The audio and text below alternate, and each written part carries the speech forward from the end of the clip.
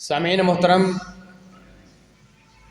ہماری آج کی نشست ہمارے گزشتہ تسلسل کی اگلی کڑی ہے کہ اللہ کے نبی صلی اللہ علیہ وسلم کی سیرت اور آپ علیہ الصلاۃ والسلام کی زندگی کے شب و روز اور ماہ و سال کہاں سے گزرے، کیسے گزرے، آپ کی زندگی ہمارے لیے کس اعتبار سے، کس جگہ پر، کون سے مسئلے میں کیسے کر کے نمونہ ہے، کون سی مشکلات کا سامنا آپ نے کن طریقوں کے ساتھ کیا، کیا حکمت عملی تھی، آپ کی زندگی کے خوشحالی کے ایام اور دکھ اور تکلیف اور محنتوں کے ایام کون کون سے تھے، کیسے تھے، کیونکہ یہ ہر مسلمان پر لازمی ہے کہ وہ اپنے نبی کے بارے میں ادراک رکھے، علم رکھے، اس کی سیرت کے بارے میں جانے۔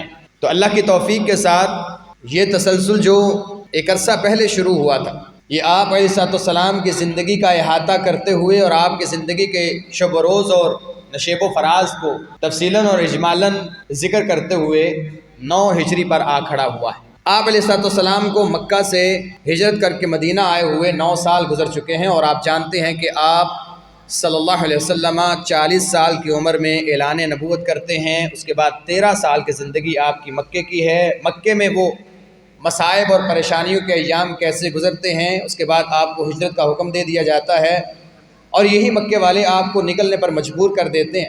لہٰذا یہاں سے نکل جانے کے بعد آپ علیہ الصلوۃ والسلام مدینہ کے اندر اسلامی ریاست کا قیام عمل میں لاتے ہیں۔ پھر غزوات کا ایک سلسلہ شروع ہوتا ہے جس کے ساتھ دعوت بھی ہے، تربیت بھی ہے، احکامات پر عمل بھی ہے، ریاست کے معاملات بھی ہیں۔ ان سارے معاملات سے گزرتے ہوئے اللہ تعالیٰ آپ علیہ الصلوۃ والسلام کو دوبارہ فتح یاب کر کے مکے کی سرزمین پہ واپس لوٹاتے ہیں، اور واپسی پر آپ علیہ الصلوۃ والسلام غزوہ حنین سے فارغ ہو جانے کے بعد آپ دوبارہ مدینہ تشریف لاتے ہیں، اور اس سارے عرصے میں تقریباً 9 سال بیت چکے ہیں۔ 9 سال کے بعد آپ علیہ الصلوۃ والسلام اس 9 ہجری میں، یعنی 9 سال کے بعد جو اہم کام ہیں جو آپ علیہ الصلوۃ والسلام کی زندگی میں یا ہر سال جو پیش آتے رہے، ان کا تفصیلاً اور اجمالاً تعلق یہ اللہ کی توفیق کے ساتھ اور یہ خالصتاً اسی توفیق کے ساتھ ممکن ہو پایا۔ آپ علیہ الصلوۃ والسلام مدینہ کے اندر 9 ہجری کو جو بنیادی طور پر، اور 9 ہجری کے پہلے ایام میں بہت بڑے معاملات ہوتے ہیں، ان میں ایک ایلا کا معاملہ ہے جس کا ہم نے گزشتہ ذکر کیا۔ ایلا اپنی بیویوں کے ساتھ ناراض ہو جانا، اور جس سے ہمیں یہ بھی سبق ملا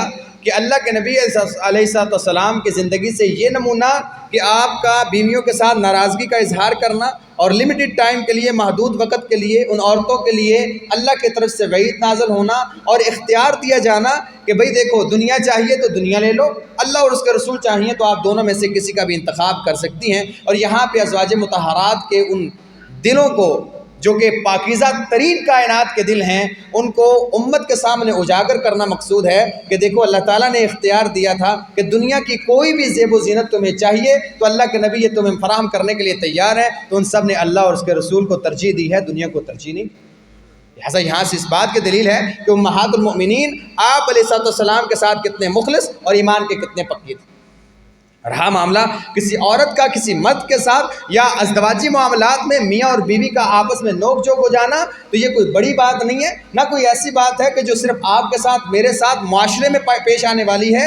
یہ معاملہ انبیاء تک محدود ہے، اور انبیاء تک یہ معاملات ہیں کہ اگر بیوی چاہے، نبی کی ہے عورت، اور عورت کے اندر جو فطری معاملات ہیں وہ آپ علیہ الصلوۃ والسلام نے بھی دیکھے، ان کو برداشت بھی کیا، اور آپ علیہ الصلوۃ والسلام نے امت کے سامنے اس کا اسوہ اور نمونہ بھی رکھا کہ ان کا یہ حل، تاکہ ایک انسان پریشان نہ ہو اور زندگی کے اس پہیے کو احسن طریقے کے ساتھ وہ چلا سکے۔ جیسا ہمیں سیرت سے یہ سبق بھی ملتا ہے کہ ہم ازدواجی معاملات کیسے گزاریں، اور جہاں پہ ہم نے اس بات کا بھی ذکر کیا کہ ایک انسان کو مرد بن کے رہنا چاہیے اور عورتوں کے ساتھ اس نے سلوک کو پیش کرنا چاہیے، پیش آنا چاہیے، وہاں پہ اس بات کا بھی ہمیں علم ہونا چاہیے کہ ہم اپنی بیٹیوں، اپنی بہنوں کی تربیت اس اعتبار سے کریں کہ جب وہ بیاہ کر اگلے گھر میں جائیں اسے اپنے خامد کے حقوق کا علم ہونا چاہیے، اور ہماری بیویوں اور ہماری ان ماؤں بہنوں کو جو کسی کے عقد میں آ چکی ہیں، ان کو بھی اس بات کا ادراک ہونا چاہیے کہ اگر انہیں شروع سے تربیت اس بارے میں نہیں ملی، یا ان کا گھر سٹرانگ ہے، یا دین کی تعلیمات سے دور تھا،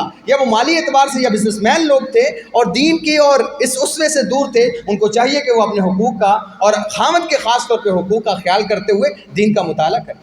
ایسی بات نہیں ہے کہ ہمارے مردوں کو صرف وہ حقوق یاد ہیں جن کا تعلق ان کے ساتھ ہے، اور عورتوں کو وہ حقوق یاد ہیں جن کا تعلق ان کے ساتھ ہے۔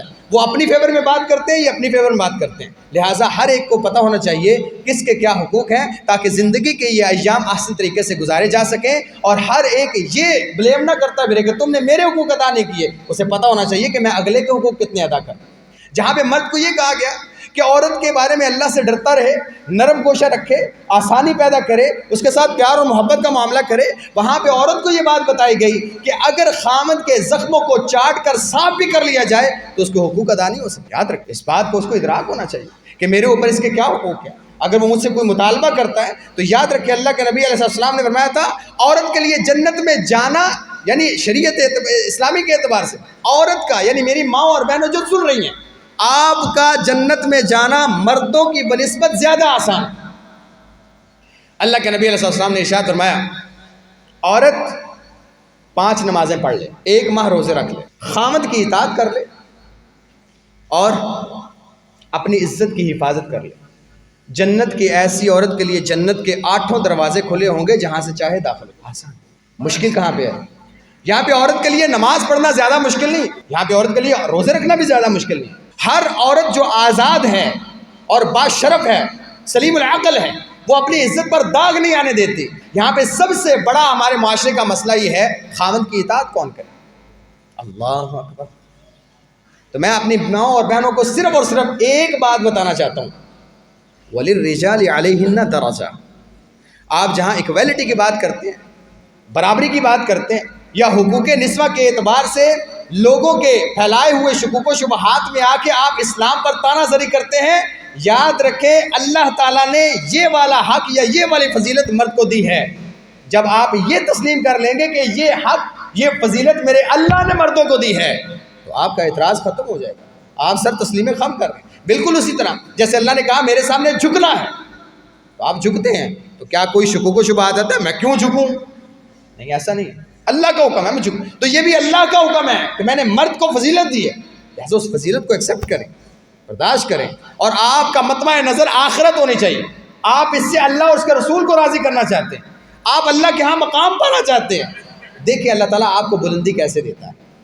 لیکن اگر آپ اس معاملے میں یہ سامنے آگے کھڑے ہو کے شانہ بشانہ لڑنے اور آنکھوں میں آنکھیں ڈال کے بات کرنے کی کوشش کرتے ہیں, یاد رکھیں کہ کئی ایسے اختیارات ہیں جو مرد کے پاس ہیں کہ معاشرے میں بدامنی پیدا ہوتی ہے, محبتیں ختم ہو جاتی ہیں. لہٰذا اللہ تعالیٰ نے جو قانون رکھے ہیں وہ مخلوق کی ذہنیت کے اعتبار سے رکھے, لہٰذا اس کو ایکسیپٹ کیا جائے. ایک ماں یا بہن یا بیٹی کو یہ سوچنا چاہیے میرے اوپر کیا حقوق عائد ہوتے ہیں, میں نے ان کو کیسے لے کے چلنا ہے. لہٰذا اس کا ہرگز مطلب نہیں ہے کہ جب بھی کوئی بھی علماء میں سے کوئی بھی بندہ بات کرتا ہے تو مرد کے یہ حقوق ہیں, وہاں پہ دوسری طرف سے ایک ببال سا شروع ہو جاتا ہے, عورتوں کے حقوق بھی آ گئے تو یہاں سے شروع ہو جاتا ہے. ایسا دونوں کو پتہ ہونا چاہیے کہ دونوں طرف کیا حقوق ہیں. ہمیں اکثر و بیشتر ان معاملات کا سامنا رہتا ہے. یہ تمہیدی باتیں ہیں جس کا تعلق پچھلی نشست کے ساتھ کہ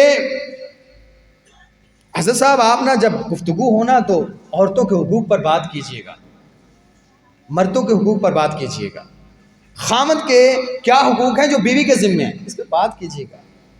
وجہ بھئی دیکھیں, پہلی بات یہ ہے کہ اللہ کے نبی کی ازدواجی زندگی کا مطالعہ کریں. ہمارے ہاں بعض دفعہ کئی ایک مسائل اس لیے پیش آ جاتے ہیں کہ ہم اپنا حق مانگ کر اور چھین کر لینا چاہتے ہیں. حضرت صاحب پہلے اسے بتائیں یہ آپ پر عائد ہوتا ہے, اس کے اندر اتنی ایبیلٹی ہو, اس کے اندر اتنا فہم اور سمجھ ہو کہ وہ اللہ کی نافرمانی کرتے ہوئے ڈرے. جب اسے پتہ ہی نہیں کہ میں کس کی نافرمانی کر رہی ہوں تو آپ کون سے حق جتلانے کی بات کرتے ہیں, جب اسے اس بات کا ادراک ہی نہیں ہے. دیکھیں میرا حق, میری خدمت کرنا, شاید اسے یہ بات سمجھنا ہے, شاید اسے یہ بات سمجھ آ جائے کہ اللہ کے نبی صلی اللہ علیہ وسلم نے خامد کی اطاعت کے بارے میں عورت کو کیا فرمایا ہے اور اس کا کیا بدلہ ہے. شاید اس کا ایمان اس بات کو جلدی تسلیم کر. اس لیے دین کے ساتھ جڑیں. جب ہم خود اس کا مطالبہ کرتے ہیں ہمارے حقوق کا ادھر رکھو, تو اس کے لیے تھوڑی سی مشکل پیش آتی ہے. لہٰذا اسی لیے میں ہمیشہ کہتا ہوتا ہوں کہ ہمارے بچوں کو, ہماری بچیوں کو, ہمیں آپ سلمہ کی ازدواجی زندگی کے بارے میں پورا علم ہونا چاہیے تاکہ ہمیں اس کو تسلیم کرنا آسان ہو. بہرحال اس الہ کے معاملے کے بعد اللہ کے نبی صلی اللہ علیہ وسلم اسی سال 9 ہجری میں, جیسے کہ حضرت عمر نے کہا تھا کہ جب وہ میرا اور انصاری بھائی کا جو باری لگی ہوئی تھی تو ہم ساتھ ساتھ باتیں کرتے تھے کہ غسان کا قبیلہ ہم پر حملہ کرنے والا ہے. یعنی یہ باتیں ہمارے درمیان یہ ہو رہی تھی کہ جنگ کسی بھی وقت ہو سکتی. لہٰذا جیسے ہی اس نے مجھے آ کے کہا کہ عمر کی طرح، تو میں نے کہا کیا حملہ ہو گیا ہے؟ یعنی یہ جنگ کی باتیں چل رہی تھی، اور یہ جنگ کی باتیں ہمیں آنے والے قافلوں سے اور آنے والے گروہ جو مسافری یہاں سے گزرے تھے وہاں سے پتہ چلتا تھا کہ روم والے، یعنی رومی سلطنت جو ہے، اسٹیٹ ہے، یہ لوگ مسلمانوں پر حملے کرنے کے لیے تیار بیٹھے اور فوج کو تیار کر. اللہ کے نبی علیہ السلام کی حکمت عملی یہ تھی کہ اس سے پہلے کہ رومی ہم پر حملہ کریں، ہم ان پر حملہ کر دیتے. لہٰذا اس حکمت عملی کے تحت اللہ کے نبی صلی اللہ علیہ وسلم نے اعلان کروایا، اور یہ ان بڑے غزوات میں سے پہلا غزوہ ایسا ہے جس میں اللہ کے نبی صلی اللہ علیہ وسلم نے پورے کے پورے صحابہ میں سے سب کے اندر اعلان کروایا کہ سارے نکلیں، کوئی باقی نہ رہے، اللہ کہ جس کو کوئی عذر ہے وہ عذر بیان کرے، رہ سکتا ہے، یا جس کو میں پیچھے رکھ کے جاؤں. اس کے علاوہ سارے نکلیں جس کے پاس میسر ہے، سواری ہے سے. اچھا، اس غزوے کو ایک تو تبوک، غزوہ تبوک کہتے ہیں کیونکہ یہ تبوک کے مقام پر لڑا گیا. اس کو غزوہ ذات العسرہ بھی کہتے ہیں، تنگی والا غزوہ. تنگی کے معاملات اس طرح کے تھے کہ اللہ کے نبی صلی اللہ علیہ وسلم جس وقت آپ نے یہ اعلان کیا، سخت اور شدید گرمی کا موسم تھا. شدید گرمی کے موسم میں قحط سالی عروج پر تھی، مال کی کمی تھی، پھل پکے ہوئے تھے، سفر بہت دور کا تھا، اتنا لمبا سفر اور دشوار گزار، اور سامنے جو جنگ کے لیے تیار بیٹھے تھے جو ایک بہت بڑی فوج اور بہت بڑا اسلحہ لے کے بیٹھے ہوئے تھے. ان ساری مشکلات کو دیکھتے ہوئے اس کو ذات العسرہ بھی کہتے ہیں، اس کو فاضحہ بھی کہتے ہیں. فاضحہ یعنی کھولنے والا، راز کو فاش کرنے والا. یہ آپ انشاءاللہ اس کی رودات جب سنیں گے تو آپ کو کافی چیزیں پتہ چل جائیں گی. اللہ کے نبی علیہ السلام نے یہاں مدینے کے اندر جنگ کی تیاری کا حکم دیا اور کہا کہ ہم رومیوں کے خلاف لڑیں گے. اور آپ صلی اللہ علیہ وسلم کے اکثر و بیشتر آپ کی عادت مبارکہ نہیں تھی کہ کہاں جانا ہے آپ بتاتے نہیں تھے، لیکن اس وقت آپ نے اعلان کیا کہ ہم تبوک جا رہے ہیں اور رومیوں کے خلاف لڑنے جا رہے ہیں. لہٰذا سارے ذہنی طور پر تیار ہو جائیں کہ ہم نے کس کے خلاف لڑنا ہے، دور کا سفر ہے، اور یہاں سے نکلتے ہوئے ہر انسان تیاری کر لے. آپ نے کچھ دن پہلے یہ معاملات کر دی اور کہا کہ بھی تیاری شروع کرو. کیا تیاری کریں یا رسول اللہ؟ ہمیں جس کے پاس سواری ہے وہ اپنی سواری کو تیار کرے، جس کے پاس جسمانی طاقت ہے اپنے آپ کو مانڈلی طور پر، ذہنی طور پر ہر بندہ تیار کر لے. جس کے پاس سواری نہیں، سواری خرید لے، اسلحہ نہیں، اسلحہ خرید لے، تیاری کرے. اب جو لوگ تھے جن کے پاس معاملات تھے تو وہ تو کر لیے، اب باقی کیا کریں؟ باقی کے پاس سب کے پاس تھوڑی نا سامان تھا. اللہ کے نبی صلی اللہ علیہ وسلم کے پاس بیت المال میں بھی کوئی ایسا معاملہ نہیں تھا جہاں سے یہ سارے کا سارا جنگی ساز و سامان تیار کیا جاتا، یا آپ علیہ السلام سواریاں خریدتے اور صحابہ کو دیتے کہ چلو بھائی جس کے پاس سواری ہے وہ اوپر سوار ہو کے چلے. حالانکہ صحابہ کہتے ہیں اس سفر کے دوران ایک ایک انسان کے پاس اکیلا اونٹ یا گھوڑا نہیں تھا، ہم نے باریاں لگائی ہوئی تھی. ایک ایک اونٹ پر 3 4 5 بندے باری باری سوار ہوتے تاکہ وہ وہاں تبوک تک پہنچ سکے. بہرحال اللہ کے نبی علیہ السلام نے جب اعلان کیا، اور ساتھ ہی آپ صلی اللہ علیہ وسلم نے اعلان کیا کہ اس غزوہ تبوک کی تیاری میں جو بھی شرکت کرے، من جہز لجیش العسرۃ فلہ الجنہ، جو انسان اس کی تیاری کے لیے سامان مہیا کرے گا، مدد کرے گا، اس کے لیے جنت ہے. صحابہ تو اور خوش ہو گئے. اب جن کے پاس مال تھا، یعنی صاحب ثروت صحابہ، انہوں نے بڑھ چڑھ کے حصہ لیا. اور یہ اللہ کے نبی صلی اللہ علیہ وسلم کی عادت مبارکہ تھی کہ جب اس طرح کا معاملہ ہوتا تو صحابہ کو ترغیب دلاتے، بھائی یہ کام کرو، یہ آپ کی ذمہ داری ہے، آپ نے کرنا ہے، آپس میں کریں، مل بانٹ کے کریں، تاکہ، اور یہ بنیادی طور پر دین کی اور آپ صلی اللہ علیہ وسلم کی مدد تھی. یہ دین کی مدد ہے کہ آپ جسمانی طور پر، مالی طور پر، ذہنی طور پر، قلم کے ساتھ، جسم کے ساتھ، جان کے ساتھ جہاد کریں. یہ دین کی مدد ہوتی ہے. اب پہلا نمبر ابوبکر رضی اللہ تعالیٰ عنہ کا آتا ہے، اور یہی وہ غزوہ تھا کہ جب ابوبکر رضی اللہ تعالیٰ عنہ نے آپ صلی اللہ علیہ وسلم نے آپ کے بارے میں فرمایا تھا، آخر پہ آپ علیہ السلام نے فرمایا تھا، ہر وہ انسان، یعنی میرے صحابہ میں سے کوئی ایسا شخص باقی نہیں ہے جس پر میرے اوپر جس کا کوئی احسان باقی اللہ کہ ابوبکر. ابوبکر تیرے احسانات اتنے ہیں ان کا بدلہ اللہ ہی چکائے گا.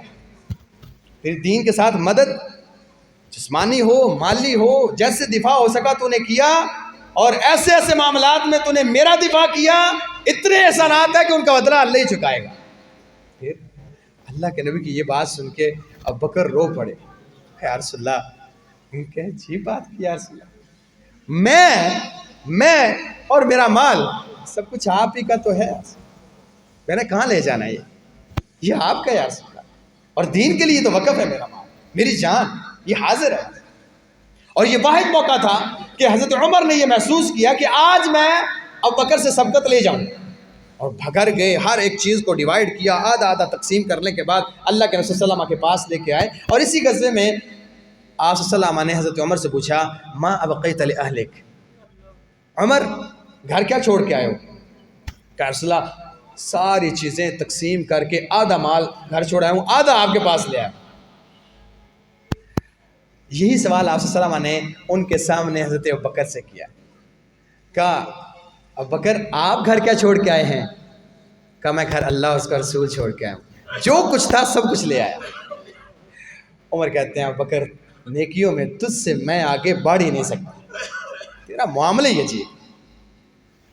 ابوبکر رضی اللہ عنہ جو مال تھا سارا لے کے آگے، حضرت عمر رضی اللہ عنہ اپنے گھر کا آدھا مال، اسی طرح صحابہ بھاگ بھاگ کے یہ معاملات۔ عبد الرحمن بن عوف 90 وسق کھجوریں لے آئے، جو آج کے زمانے کے اعتبار سے جو موجودہ پیمانہ ہے اس اعتبار سے 15 ٹن کھجوریں بنتی ہیں۔ اصلا یہ سفر کے لیے میری طرف سے قبول کیجیے، وہ پیش کر دیں۔ ایسے موقع پہ یعنی اسی غزوے میں، غزوہ تبوک میں، جب آپ صلی اللہ علیہ وسلم نے اعلان کیا بھائی تیاری دو، بھائی صحابہ کو تیار کرو، کچھ لوگ سواریاں دیں، مال دیں، کھانے کا سامان دیں، تاکہ جن کے پاس نہیں ہے وہ بھی جا سکیں، تو حضرت عثمان کھڑے ہوتے کہ یا رسول اللہ 100 اونٹ پالان سمیت، رسیوں سمیت، سامان سمیت میں عثمان سے قبول کروں۔ نے کہا ہاں بھائی کوئی اور ہے، ہاں بھائی کوئی بندہ دینا چاہے، جی ہاں غزوے پہ جانا ہے، کوئی نہیں اٹھا۔ عثمان نے کہا یا رسول اللہ 100 اونٹ میری طرف سے اور قبول کیجیے، سامان سمیت، پالان سمیت، رسیوں سمیت۔ نے کہا ہاں بھائی کوئی اور ہے، کوئی اور، بھائی تھوڑا ہے، تعداد زیادہ ہے، لوگ سارے غریب ہیں، اتنے نہیں ہے کہ سوال، کوئی اور۔ حضرت عثمان پھر کھڑے ہوئے کہ رسول اللہ 100 اونٹ اور میری طرف سے سامان۔ اللہ کے نظر بتائیں ما ضر عثمان ما عمل بعد هذه، اس کے بعد عثمان تو کوئی بھی عمل نہ کرے اللہ نے تجھے معاف کر دیا، اس کے بعد تو کوئی نیکی نہ کرے تب بھی تو جنتی ہے۔ ایک اور صحابی کہتے ہیں اس غزوہ تبوک میں اللہ کے نبی صلی اللہ علیہ وسلم نے جب چندے کا اعلان کیا یا غزوے کی تیاری کا اعلان کیا تو حضرت عثمان نے 1000 اونٹ اور 70 گھوڑے دیے۔ اور ایک اور روایت میں ہے کہ اللہ کے رسول نے پھر ایک دفعہ اعلان کیا ہاں بھائی کوئی سامان مہیا کرے، بھائی ابھی تیاری نہیں باقی ہوئی، تو حضرت عثمان اپنی جھولی میں 1000 اشرفیاں لے کے آئے اور آپ صلی اللہ علیہ وسلم کی جھولی میں اڈین دی، ایسا لگے، اور اللہ کے رسول اس کے اندر ہاتھ پھیر رہے ہیں اور فرما رہے ہیں اللہم ارض عن عثمان فإنی عنہ راض، یہ اللہ عثمان سے راضی ہو جا، میں عثمان سے راضی ہوں، میں عثمان سے راضی ہوں، تو بھی راضی ہو جا۔ عثمان نے یہ حصہ ڈالا، اور اسی حصے کے بارے میں آپ صلی اللہ علیہ وسلم یہ حضرت عثمان نے بات کی، جب محاصرہ کیا گیا نا تو آپ نے ان باغیوں سے پوچھا اوے بات سنو، تمہیں پتہ ہے نا کہ جب مدینے میں تم آئے تھے تو کنواں نہیں تھا، پانی خریدنا پڑتا تھا، کس نے وقف کیا تھا؟ اللہ کے نبی نے کہا تھا اس کے لیے جنت ہے، کہا تو نے، کہا وہ جب ایک غزوے کی تیاری کا معاملہ تھا تو اللہ کے نبی نے فرمایا تھا جو اس غزوے کی تیاری میں حصہ لے گا اس کے لیے جنت ہے، کس نے تیاری کی تھی، حصہ لیا تھا؟ کہا تو نے، کہا اللہم اشہد، یا اللہ گواہ ہو جا، یہ لوگ خود گواہی دے رہے ہیں کہ میرے لیے اللہ کے نبی نے جنت کی بشارتیں دی ہیں، اور آج یہ لوگ میرے ساتھ یہ معاملہ کر رہے ہیں۔ آج بھی ہمارے معاشرے میں ایسے لوگ ہیں، ہمارے معاشرے میں آج بھی ایسے لوگ ہیں جو اس عثمان رضی اللہ عنہ کے بارے میں، جن کے بارے میں اللہ کے نبی گواہی دے کے گئے، آج کے بعد عثمان کوئی نیکی کا کام نہ کرے تب بھی جنتی ہے، یا عثمان سے اللہ کے نبی راضی گئے یہاں سے تب بھی حضرت عثمان نے گواہی دلوائی تھی۔ ہم بھی آج گواہ بناتے ہیں اللہ کو، اللہ تو گواہ ہو جا، ہم لوگ حضرت عثمان کے ایمان کے گواہ ہیں، لیکن آج اگر کوئی اس دور میں بھی کہے نعوذ باللہ ان کے ایمان میں شک کرے، ان کو غاصب کہے ان کے معاملات کے بارے میں اور دار اسلام سے خارج سمجھے یا کوئی سر عام گالیاں دے، وہ خارجی اور زندیق تو ہو سکتا ہے، مسلمان نہیں، چاہے اپنے آپ کو جو مرضی کہتا ہے، لیکن حضرت عثمان کی سیرت کو پڑھائے گا کون؟ ان کے اوپر اٹھنے والی انگلیوں کو کون کاٹے گا؟ وہ ہم اپنے بچوں کو سکھا کے، ہم کہاں ہیں؟ ہم نے بچوں کو سوشل میڈیا پہ چھوڑا ہے، سیکھتے ہیں خود ہی جو سیکھنا ہوتا ہے۔ بہرحال ایسے میں اللہ کے نبی صلی اللہ علیہ وسلم کے کچھ صحابہ ایسے بھی تھے جن کے پاس کچھ نہیں تھا۔ صحابہ کہتے ہیں، ابو مسعود رضی اللہ عنہ فرماتے ہیں، ہم نے جب یہ اعلان سنا اور آپ صلی اللہ علیہ وسلم سے یہ ترغیب سنی جنت کی، ہم سارا دن مزدوری کرتے، کلو 2 کلو 3 کلو کھجوریں ملتی، آدھی اللہ کے راستے میں دے دیتے اس غزوے کے لیے، آدھی گھر لے جاتے۔ اور ایسے ہی ابو عقیل نے بھی ایسے کیا، آسلم کو تھوڑی سی کھجوریں دیں، کہا عقیل کیسے؟ کہا رسول اللہ سارا دن مزدوری کی ہے، یہ ملا میں آپ کی خدمت لے گا۔ آسلم نے بڑی دعائیں کی۔ ان معاملات کو دیکھ کے منافقین کا بڑا عجیب سا طرز عمل تھا، وہ جو تھوڑا دیتا اس پر تان کرتے، لے کلو کھجورا نال قافلہ ہونے اب پڑ جائے گا، ان کو تانے دیتے۔ اور جو زیادہ دے رہا ہوتا جیسے حضرت عثمان ہے، باقی ہے، بس دیکھا ریاکاری کا معاملہ کرتے ہیں۔ اللہ تعالیٰ نے ان کی باتوں کو نقل کیا، کہا یہ لوگ منافق ہیں۔ بدبخت کوئی مومنوں میں سے کوئی جب کرتا ہے صدقہ تو یہ بدبخت اس طرح کی باتیں کرتے ہیں، جب کوئی تھوڑا دیتا ہے تو اس طرح کی باتیں کرتے ہیں۔ منافق ہیں، نجس لوگ ہیں، یہ پلید لوگ۔ اللہ تعالیٰ نے ان کی باتوں کو قرآن میں نقل کیا۔ بہرحال ایسے میں کچھ ایسے صحابہ بھی تھے جن کے پاس خرچ کرنے کے لیے کچھ نہیں تھا، تو یہ اللہ کے نبی صلی اللہ علیہ وسلم کے پاس آئے، جس کے اندر تقریباً 7-8 صحابہ تھے، جن کے اندر سالم بن عمیر ہیں، علبہ بن زید ہیں، ارباز بن ساریہ ہیں اور دیگر صحابہ۔ یہ اللہ کے نبی صلی اللہ علیہ وسلم کے پاس آئے، کہتے یا رسول اللہ ہم غزوے میں شریک ہونا چاہتے ہیں۔ کہاں؟ ضرور ہونا چاہیے، چلیں۔ رسول اللہ ہمارے پاس سواریاں نہیں ہیں، نہ جنگی سامان ہے، تو کیا کریں؟ کہ بھائی تو میرے لیے کیا آرڈر ہے، حکم ہے، بتائیں۔ کہ رسول اللہ آپ ہمیں سواریاں دے دیں، ہم شریک ہو جائیں گے۔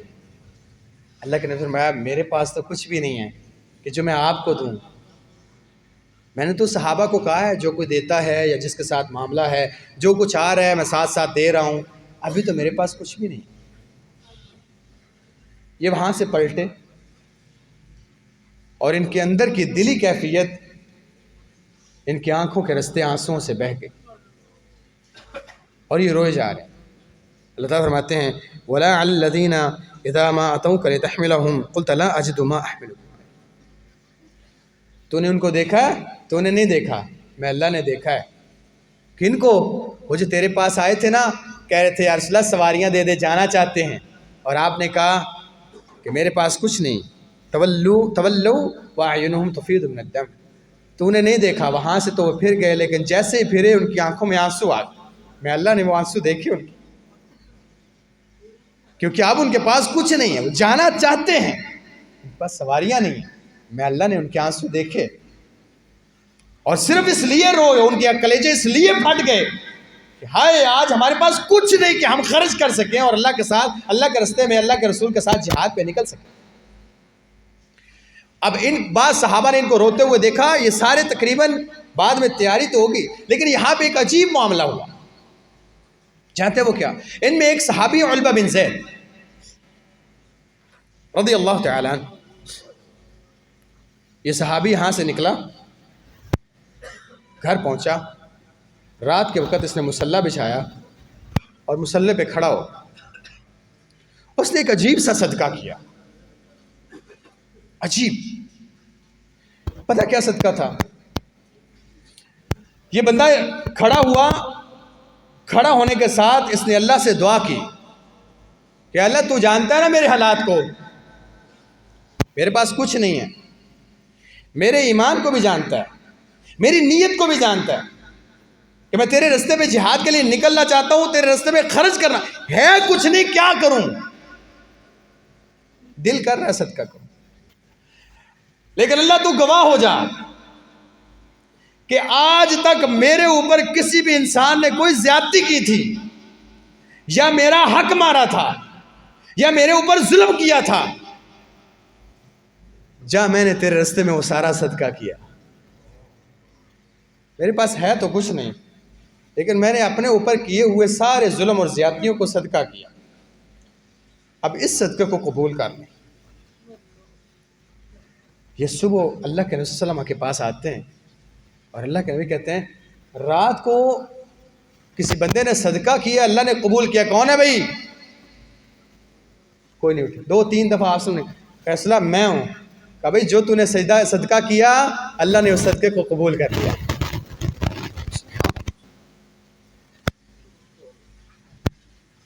یہ عام صدقہ نہیں ہے.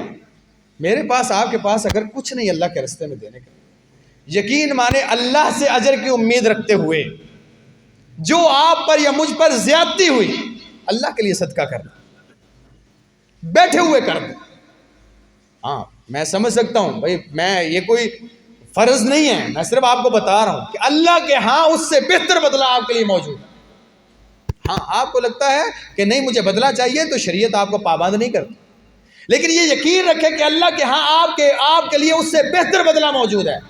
بس آپ کہ اللہ جتنا معاملہ تھا سارا تیرے راستے میں صدقہ کیا، اس صدقے کا ثواب دیکھیے گا کیسے موجود ہے. اور دیکھیں کہ اللہ تعالیٰ نے ان معاملات کو بھی واپس نہیں پلٹایا. اللہ اتنا قدردان ہے کہ اس صدقے کو بھی قبول کر لیا. سبحان اللہ. اور اللہ کے رسول صلی اللہ علیہ وسلم نے اس کی دلجوئی کی، بھائی جو تو نے رات کو صدقہ کیا اللہ تعالیٰ نے اس صدقے کو قبول کیا. بہرحال آپ صلی اللہ علیہ وسلم جب یہاں سے نکلے اس سفر پر، آپ نے یہاں پہ اعلان کیا کہ ہم فلاں دن کو نکل رہے ہیں. آپ علیہ السلام نے حضرت علی رضی اللہ تعالیٰ عنہ کو یہاں پہ لائے. اور یہاں پہ لازمی بات نہیں ہے کہ صرف مردوں نے صدقہ کیا. حضرت انس رضی اللہ عنہ فرماتے ہیں کہ اللہ کے نبی صلی اللہ علیہ وسلم نے جب اعلان کیا تبوک کے لیے کہ ہمیں مال چاہیے، تو امی عائشہ رضی اللہ عنہ کہا کہ حجرے میں آپ صلی اللہ علیہ وسلم نے ایک چادر بچھائی، اور صحابہ کہتے ہیں کہ عورتیں اپنی پازیبیں، اپنی بالیاں، اپنے ہار، اپنے کنگن نکال کے وہ اللہ کے راستے میں دے رہی تھی. تو وہ بھی صدقہ کریں. اللہ کے رسول نے بعض مقامات پر تو عورتوں کو خاص طور پہ کہا کہ اپنے آپ کو جہنم سے بچا لو یا اللہ کے راستے میں صدقہ کیا کرو، کیونکہ میں نے اکثر عورتوں کو جہنم میں دیکھا ہے. یعنی مردوں سے زیادہ اکثریت عورتوں کی جہنم میں.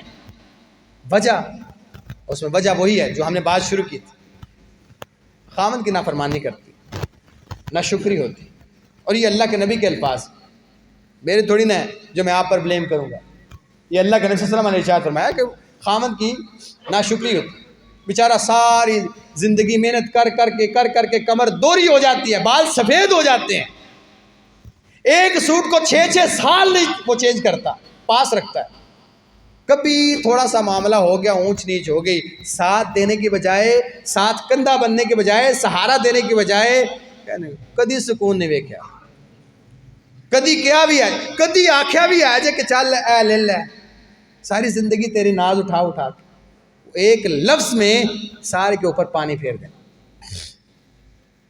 یاد رکھیں بعض چیزیں ایسی ہوتی ہیں اللہ تعالیٰ فرماتے ہیں تم سمجھتے ہو کہ ہلکی ہیں، وَهُوَ عِندَ اللَّهِ عَظِيمٌ، اللہ کے ہاں وہ بہت بڑی ہوتی ہیں. تم تو ایسے چھوٹی سی معاملہ سمجھ، اللہ کے ہاں وہ بہت بڑی ہوتی ہیں. سوچ سمجھ کے بولا کرو. ساری زندگی ہوگی تمہارے ناز اٹھاتے ہوئے، تمہارے بچے پالتے ہوئے، آج ایک چھوٹا سا معاملہ اس سے نہیں ہو پایا تو اس کا یہ مطلب ہے.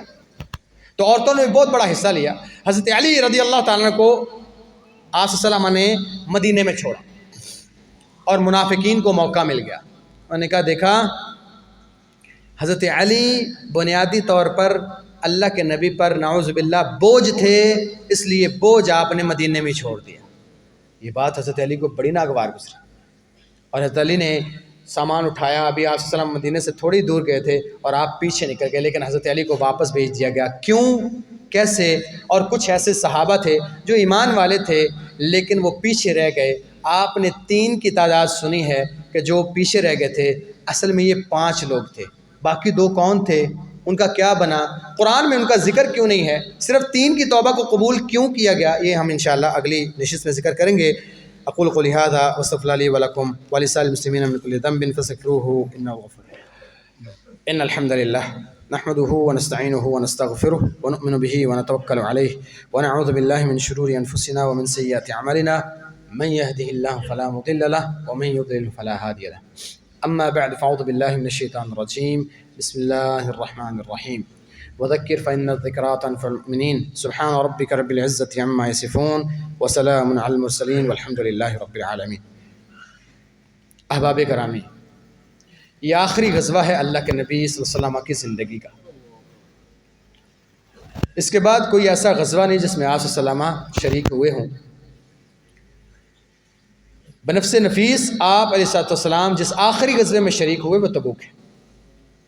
اس کے کیا حالات تھے، آگے کیا بنا، کیا معاملات بنے، آپ صلی اللہ علیہ وسلم کیسے واپس لوٹے، جو نہیں جا رہے تھے وہ کیوں نہیں جا رہے تھے، یہ انشاءاللہ تفصیل کے ساتھ اللہ کی توفیق کے ساتھ، اگر اس نے توفیق بخشی، ہمت اور طاقت اور صحت اور زندگی دی، اس کو انشاءاللہ ہم ذکر کریں گے۔ لیکن جہاں سے جو اسباق ملتے ہیں آپ انہیں چنتے جائیں، اور آپ پر یہ حجت ہے کہ آپ کو ایک معاملے کا پتہ ہے، اس کے باوجود آپ اس کو نہیں کرتے، تو اس سے آپ سے اس کے بارے میں پوچھا جائے گا۔ لہٰذا ایک تو یہ بات، ایک انتہائی اہم مسئلہ ہے جو کئی ایک دفعہ مجھ سے بھی پوچھا گیا، جمعے والے دن جمعے کے بعد ظہر کی نماز پڑھنا۔ ہمارے معاشرے میں بعض احباب جمعے والے دن جمعے کے بعد احتیاطی ظہر پڑھتے ہیں۔ اللہ عالم جن لوگوں کو اویئرنس ہے شاید وہ نہ پڑھتے ہیں، لیکن میں نے دیکھا کہ اکثر لوگ اس کے بعد جمعے کی نماز کے بعد 2 رکعتوں کے بعد وہ 4 سنت 4 فرض کا یا 4 فرض اور 2 سنت کا اہتمام کرتے ہیں۔ جمعے کی نماز کے بعد یا تو آپ 2 سنتیں پڑھ لیں، 4 پڑھ لیں، دونوں طرح ثابت ہیں، لیکن آپ کی جمعے اور ظہر کی نماز جمعے والے دن وہ نہیں ہے احتیاطی۔ اچھا، اشکال کیا ہے؟ اکثر و بیشتر ہم بعض مسائل کو یا تو فقہ حنفی کے ماتھے لگا دیتے ہیں یا حضرت امام حنیفہ رحمہ اللہ کے ماتھے چڑھا دیتے ہیں۔ فقہ حنفی میں ایسے ہے، علماء چاہے وہ بریلوی حضرات ہوں چاہے حنفی حضرات ہوں، دونوں فقہ حنفی کے پیروکار ہیں۔ فقہ حنفی میں بھی جو اس مسئلے کی نوعیت تھی وہ یہ تھی کہ ایسا علاقہ، ایسی دور دراز کی بستی جہاں پہ لوگ کم رہتے ہوں، ڈیرے ہوں دور دور، کہیں دور دراز شہر سے ہے، 1 آدھ ڈیرا ہے، 2 ڈیرے ہیں، 3 4 گھر ہیں، وہاں پہ جمعہ نہیں ہوتا، اسے چاہیے کہ اگر کہیں اسے جمعے میں ظہر پڑھ لے، کیونکہ وہ شہر نہیں، ان پر جمعہ نہیں ہے، وہ ظہر کی نماز پڑھیں گے، اتنی دور وہ شہر کی طرف جمعہ پڑھنے نہیں آ سکتے۔ لیکن ایسی جگہ جہاں پہ ایک انسان جمعے کا اہتمام کر سکتا ہے، جمعے کا اہتمام ہوتا ہے، مساجد موجود ہے، فقہ حنفی کے اندر بھی وہاں وہ ظہر نہیں پڑھے گا، جمعہ پڑھے گا۔ یعنی یہ فقہا کا مسئلہ ہے۔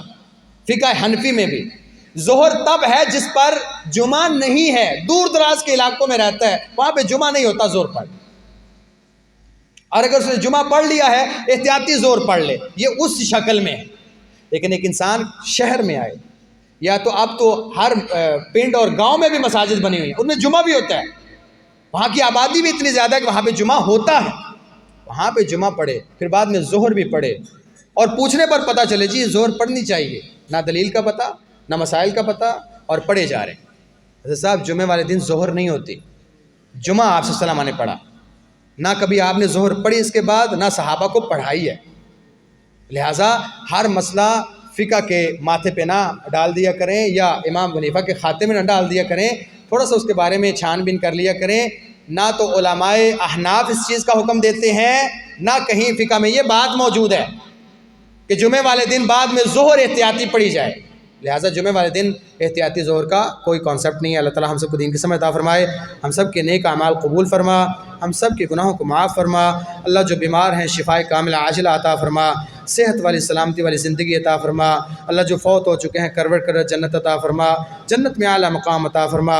جن کے والدین زندہ ہیں صحت والی سلامتی والی زندگی عطا فرما، جن کے والدین فوت ہو چکے ہیں کروٹ کر جنت عطا فرما۔ اللہ ہم سب کو ہمارے والدین کے لیے صدقہ جاریہ بنا، ہماری اولادوں کو ہمارے لیے صدقہ جاریہ بنا۔ اللہ زندگی اسلام والی، موت کامل ایمان والی عطا فرما۔ ربنا تقبل منا انك انت السميع العليم وتب علينا انك انت التواب الرحيم، وصلى الله تعالى على خير محمد وعلى اله وصحبه اجمعين برحمتك يا